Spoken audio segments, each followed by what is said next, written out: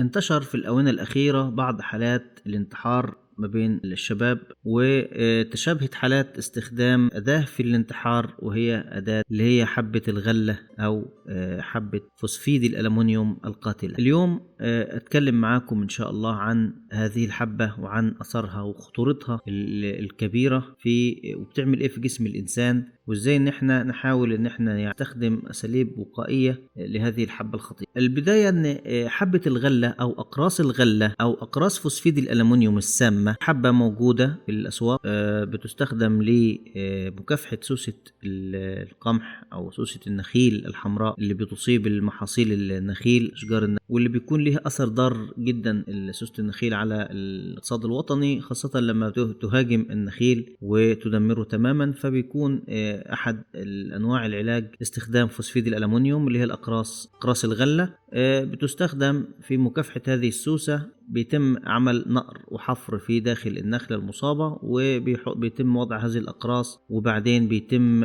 تغليف الجزء ده من النخلة بالبلاستيك المانع لتسرب الغاز، اللي بعد كده بيبدأ ينتشر الغاز السام لهذه الحبة ويتوغل في المكان حتى يقضي على الحشرة بكل أطوارها المختلفة، سواء كانت يرقة أو دودة أو حشرة كاملة بتأثر على النخلة فبتقضي عليها تماما. طيب الناس بتستخدمه في المنازل وفي الأرياف مكافحة سوسة القمح، علشان السوسة ما تهاجمش القمح بياخدوا هذه الأقراص وبيحطوها مع القمح. في طبعا أساليب خاطئة جدا بتستخدم فيها، لكن تعالوا الأول نتعرف على مكونات هذه الحبة وأثرها على صحة الإنسان لما بيتعاطى هذه المادة. فوسفيد الألمنيوم هو عبارة عن سم قاتل بيستخدم بكثافة كمبيد للحشرات وللقوارض، معروف من سنة 1940، وانتشر بشكل سريع كمادة فعالة بتستخدم في رش المحاصيل الزراعية، وده بسبب سرعة انطلاق غاز اسمه غاز الفوسفين بيطلع من المركب، وبعد تعرضه لأي مصدر من مصادر الرطوبة بيحصل ان هو بيقضي على كل الحشرات بكل أنواعها، ويقدر يقضي على القوارض، ويقدر يقضي على أي كائن حي. أي كائن حي هذا الغاز يموت، غاز الفوسفين. للأسف الشديد غاز الفوسفين غاز سام مميت. تم رصد عدد وفيات كتيرة جدا ناتجة عن تسمم البشر والحيوانات لتعرضهم لهذا الغاز. إيه اللي بيحصل لما نستنشق هذا الغاز من هذه الحبة الخطيرة القاتلة؟ لما بتستنشق غاز الفوسفين بيكمن تأثيره على كرات الدم الحمراء اللي في جسمك. إيه اللي بيحصل لكرات الدم الحمراء؟ بمجرد استنشاق الغاز يقوم كرات الدم الحمراء يحصل لها تخثر، يعني تبدأ تتجمع وتتجمد وتتجلط من خلال التفاعل الكيميائي اللي بيحصل. فتجلط الدم يمنع تحرك الدم في الشرايين، فيقوم دم الإنسان كله يتجمد، بدل ما هو سائل يتجمد في جسمه، فيقوم الأكسجين اللي المفروض يوصل لكل أعضاء الجسم ما يوصلش، فيتغير لون الجسم بسبب عدم وجود الأكسجين، والمخ اللي بيتغذى على الأكسجين بيدخل في غيبوبة مباشرة. يتعرض الإنسان لغيبوبة وبيتعرض لمخاطر شديدة جدا. يعني من يستنشق هذا الغاز هو ميت لا محالة. اللي يستنشقه بالكميات اللي تؤدي إلى تجلط الدم إن لم يتم الإلحاق بإسعافه في مراكز السموم المختصة مباشرة يموت، لأن لحد الآن ليس هناك علاج لهذا السم. كل ما يتم من أعمال هي أعمال تحاول أن تحد من أثره السام، لكن يعني في الغالب لا تنجح هذه الأعمال. غاز المبيد الفوسفيد الألمنيوم اللي هو حبة الغلة منتشرة بشكل كبير جدا في بيوت المزارعين، خاصة اللي هم بيقوموا بتخزين الحبوب والغلال، سواء في بيوتهم سواء في مستودعات، سواء الناس اللي بتشتغل في مجال الصوامع ويستخدموا مثل هذه الحبوب. هناك اشتراطات لازم ناخد بالنا كويس جدا منها. في ناس بتفتح العلبة بتاعت الحبوب ديت وبتشمها، الشمة دي ممكن تموتك. في ناس بتحط حبوب الغلة في غرف، ويبقى عنده غرفة مخصصة للتخزين يخزن فيها الغلة بتاعته ويحط فيها الحبوب دي الأقراص بكميات. لو كل شوال حط فيه حب أو حبتين أصبحت الكمية اللي موجودة خطيرة، ويغلق هذا المخزن أو هذه الغرفة اللي فيها التخزين. مجرد ما يفتح الباب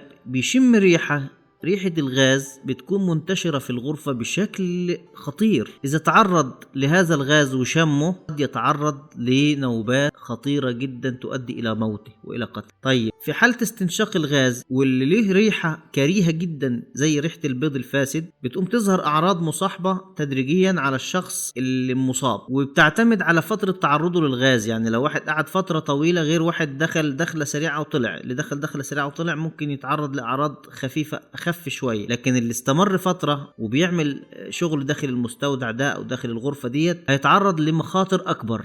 أحد أهم الأعراض اللي بتحصل للشخص ده، بيحصل له ضيق في التنفس، بيحصل له دوخة، صداع، غثيان، إسهال، تعرق بارد ورطب، خمول في الجسم. دي كلها أعراض بتصاحب الشخص ده، ويجب فورا أن يذهب إلى أقرب مركز للإسعاف. إذا يعني حصل له تعرض أو عرض من هذه الأعراض جات له، لازم فورا يتجه إلى المركز من مراكز الإسعاف. طيب يعمل إيه علشان يقدر يستطيع أن يدخل الغرفة أو المستودع؟ أولا لازم يكون في مكان للتهوية، يعمل تهوية وينتظر فترة بعد ما يفتح الأبواب ويشغل الشفاطات والأشياء ديت، بيعمل تهوية. ثانيا يكون حاطط قناع على أنفه، ما يدخلش كده يشم الغاز الموجود حتى لو كان لازم يحط قناع يقدر ان هو ما يعني يحميه من التنفس لهذا الغاز. بعض الناس لما بتشوف مصاب، واحد مثلا تعاطى حبة غلال، الحبة ديت لو انسان تعاطاها، بعض الناس تروح تسقيه ميه. وجود الميه، لان الماده دي بتتفاعل مع سوائل المعده، فمجرد ما بتتفاعل مع سوائل المعده في الرطوبه بينتج هذا الغاز، غاز الفوسفين. فانت لما بتحط الميه بيشرب، لما بتسقيه ميه فانت زودت التفاعل اللي بيحصل داخل معدته، وبتطلع كمية أكبر من غاز الفوسفين اللي بيدخل على الجسم، فيبدأ يعمل تجلط للدم سريع ويؤدي إلى اختناق وموت بشكل سريع جدا. طيب إيه اللي بيتم؟ اللي بيتم إن هو بيتم تعاطي هذا المريض زيت اسمه زيت البرافين. ياخد زيت البرافين أو زيت جوز الهند من 2 إلى 5 زجاجات زيت برافين. الزيت بيدخل على الحبة وبيحاول يلتف حواليها، وبيمنع تفاعلات الزنك والألمنيوم وبعض والفوسفيد، وبيحجب غاز الفوسفين من ان هو ينتشر الى الجسم بشكل اكبر، فبيكون بتكون الحالة اخف.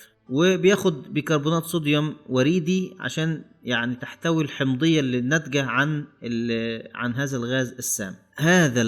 هذه الحبوب هي خطر قاتل موجود في كل مكان حوالينا.